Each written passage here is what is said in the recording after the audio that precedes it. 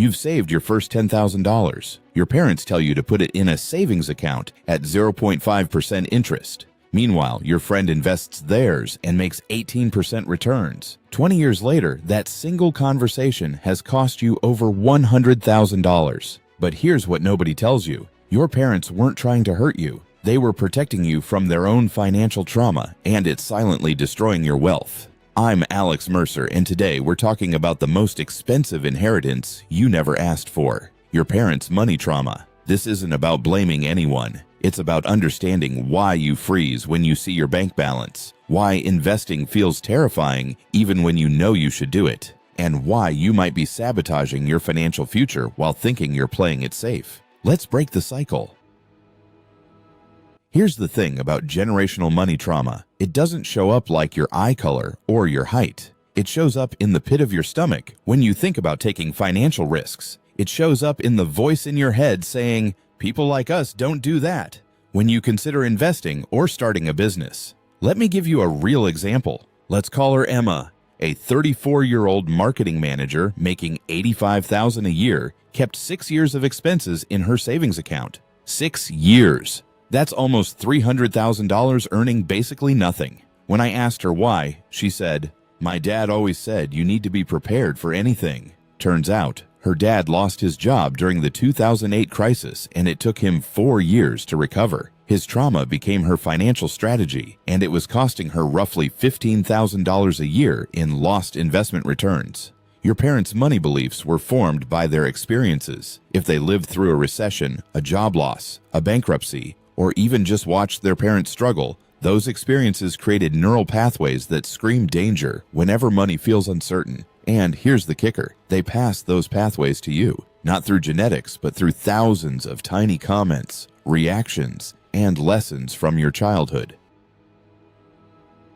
There are 3 main types of money trauma that get passed down, and each one costs you differently. First, there's scarcity trauma. This comes from parents who experienced real poverty or financial insecurity. The core belief is there's never enough. People with scarcity trauma often become either extreme savers who never enjoy their money, or paradoxically, overspenders who spend immediately because they don't believe the money will be there tomorrow anyway. The second type is risk trauma. This usually comes from parents who lost money in investments, got burned by a business, or saw others lose everything. The core belief is investing equals gambling. These are the parents who told you the stock market is a casino, that only rich people can invest without losing everything, that you should keep your money where you can see it. This trauma typically costs people the most in pure dollar terms because compound interest never gets a chance to work its magic. The third type is worth trauma, and this one's subtle. It comes from parents who believed that wanting money was greedy,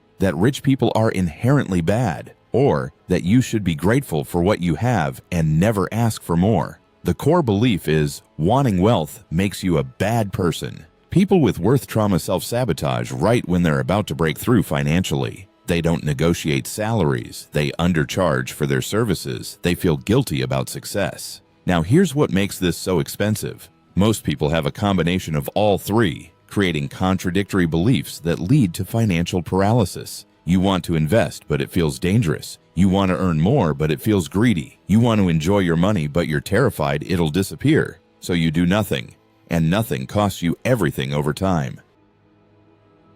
Your parents gave you what I call money scripts.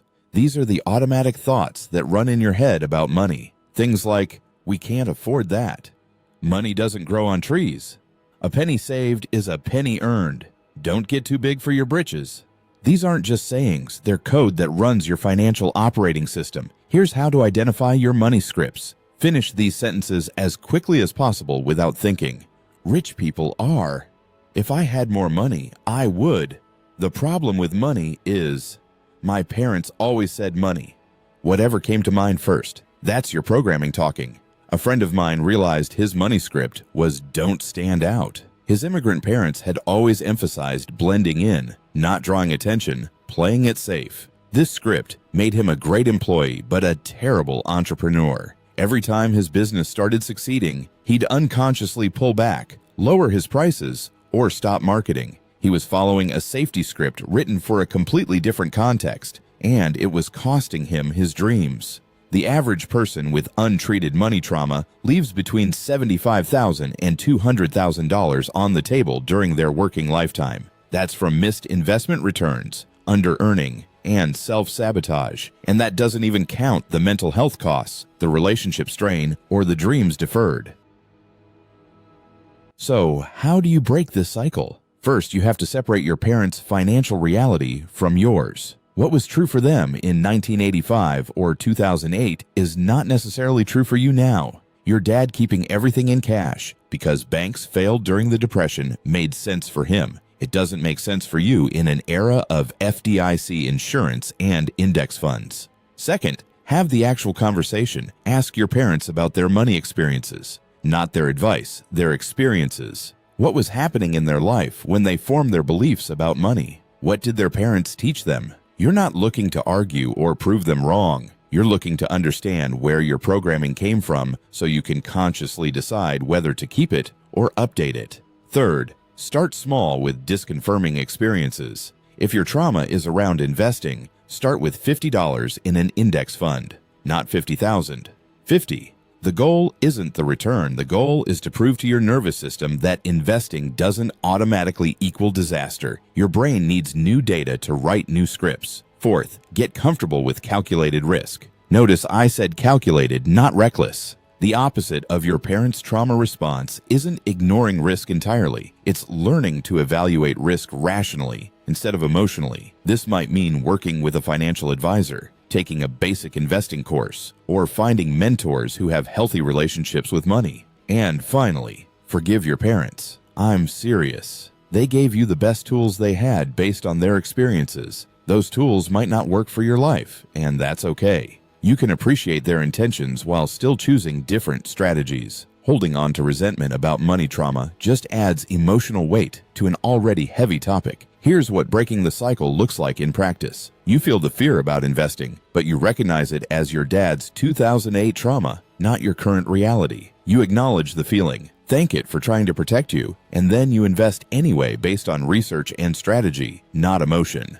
You feel guilty about earning more than your parents did, but you recognize that as worth trauma, and you negotiate for the raise anyway. You want to hoard cash, but you recognize that as scarcity trauma, and you create a balanced plan instead. If this resonated with you, do me a favor and leave a comment below with one money belief you inherited from your parents. Good or bad, just one belief. I read every comment, and I think you'll find it powerful to see how many people are carrying similar scripts. And obviously, subscribe to the Mind Ledger because we're going to keep talking about the psychology behind your financial decisions, not just the spreadsheets. Quick disclaimer, I'm not a financial advisor and this is not financial advice. This is educational content about the psychological aspects of money. For specific financial decisions, please consult with a qualified financial professional who understands your unique situation.